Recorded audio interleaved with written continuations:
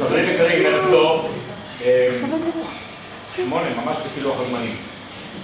בהתחלה חשבתי שלא ערכתי נכון את מספר החברים, כאן חשבתי שנספיק לעשות 2 סבבים, אבל אני מרגיש שהעומס, ואני לא רוצה שכאן, יש כאן כאלה שצריכים להחליף חיתול וכל מיני סיפורים. אני לא רוצה לבדוק את העומס הזה ולעשות את זה ארוך מדי.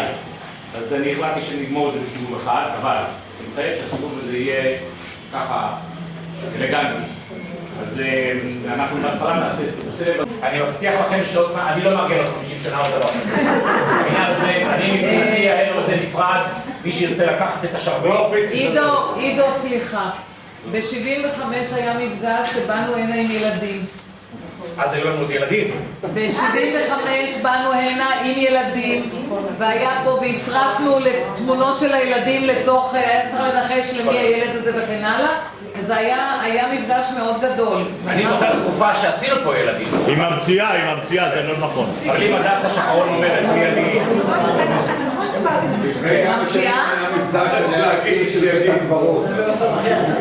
כולם זקנים ושכחו הכל. אז